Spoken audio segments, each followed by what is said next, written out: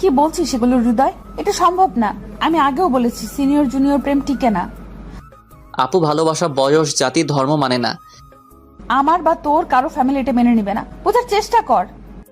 সেটা দেখা যাবে, আপনি শুধু বলুন যে আমাকে ভালোবাসেন কি না। নিধি আপু মাথা নিচু করে কি যেন চিন্তা করে বলল, না, আমার পক্ষে এটা সম্ভব না। ওকে আপু, আমি আর কখনো আপনার সামনে আসবো না। যদি কোনো ভুল করে থাকি আমাকে ছোট মনে করে মাফ করে দিয়েন। হৃদয় শোন আমার কথা। না আপু, আর কিছু শুনতে চাই না। তাড়াতাড়ি করে সেখান থেকে চলে আসলাম। খুব কষ্ট হচ্ছে আজ। ভাবতাম আপু আমাকে ভালোবাসে, কিন্তু সেসব মিথ্যে। এতদিন আপুর শুধু মায়া ছিল আমার প্রতি, সেটা কি ভালোবাসা ধরে নিয়েছিলাম। অনেক কষ্টে বাসায় চলে আসলাম। 3 দিন ধরে নিজের রুম থেকে বের হই না। খাওয়া দাওয়া ঠিক মতো হয় না। একবেলা কোনো রকম খেলে 2 বেলা খাওয়া হয় না। আম্মু আমার অবস্থা দেখে ভেঙে পড়ছে। রুমেই থাকি সারাদিন, কি করি নিজেই জানি না। কান্না করি নয়তো চুপচাপ কি যেন চিন্তা করতে থাকি। পাগল হয়ে গেছি প্রায়। মোবাইল তো ওই দিন থেকে অফ করে রেখেছি। হয়তো বন্ধুরা ফোন দিচ্ছে অনেক। একবার এসেছিল ওরা, কিন্তু আমি দরজা খুলি নাই, তাই চলে গেছে। 4র্থ দিন। ওই দরজা খোল। ইস, দরজা তো মনে হয় ভেঙে ফেলবে আম্মু। কি শুরু করছে? বলছি যে ভালো লাগে না, একা থাকতে দাও, তারপর আবার ডাকে কেন? কি হয়েছে? দরজা ধাক্কাও কেন? বলছি না বের হতে পারবো না। আমি বলছি খুলতে, খুল, নয়তো ভেঙে ফেলবো। দরজা খুলে, কি হয়েছে আম্মু? কি শুরু করছো? সামনে তাকিয়ে দেখি নিধি আপু দাঁড়িয়ে আছে। রুমের দরজা আটকিয়ে রেখেছিলি কেন? আমার রুম, আমার ইচ্ছা আটকাবো না খোলা রাখবো?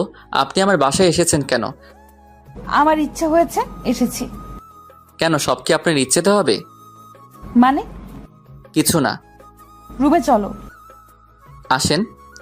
এখন বলো কি আমার ইচ্ছেতে হয়? আপনি চাইলে কাছে আসবেন, আপনি চাইলে দূরে যাবেন, সবকিছু আপনার ইচ্ছেতে হবে কেন? আমি তোকে দূরে যেতে বলেছি তোমাকে? ভালোবাসবেন তো আমি কাছে থেকে কি করব? আপনার পেছন পেছন ঘুরবো নাকি? দেখো এটা সম্ভব না, বোঝার চেষ্টা করো তুমি। আমার এত বুঝতে হবে না। আপনি প্লিজ যান, আমাকে একা থাকতে দিন। কি অবস্থা করেছো নিজের, একবার দেখো আয়নায়। না খেয়ে থাকো কেন? আপনার কি তাতে? অনেক কিছু। এখন খাবা তুমি? না, আমি খাবো না, জান তো। আপু উঠে চলে গেল। মনে করেছি চলে গেছে, কিন্তু একটু পরে খাবারের প্লেট নিয়ে আবার রুমে আসলো। আমার সামনে বসে মুখের সামনে খাবার ধরে বলল, হা করো। আমি খাবো না, খাবারগুলো নিয়ে যান। বেশি কথা বলবা না, চুপচাপ খাও। চোখ গরম করে বলল, ভয় পেয়ে গেলাম। নিধি আপু নিজে খাইয়ে দিবে, তাই আর কিছু না বলে চুপচাপ আপুর হাতে খেয়ে নিলাম। খাওয়া শেষে, এখন যাও, গোসল করে ফ্রেশ হয়ে আসো। কেন? একটু বাইরে যাব তোমাকে নিয়ে। আমি যাব না, আপনি একাই যান। তোমাকে যেতে হবে, নইলে আম্মুকে ডাকছি। আম্মুকে আবার ডাকা লাগবে কেন? তাইলে যাও, ফ্রেশ হয়ে রেডি হয়ে আসো তাড়াতাড়ি, আমি অপেক্ষা করছি। চলে গেলাম ওয়াশরুমে। ভাবছি আজকে নিধি আপুর কি হলো? আগে তো আমাকে তুই ছাড়া কথা বলতো না, তাইলে আজকে আবার এত মিষ্টি করে কথা বলতেছে কেন? ভালোবাসবেন আবার ন্যাকামি করে খাইয়ে দেয়। যত সব ভালো লাগে না।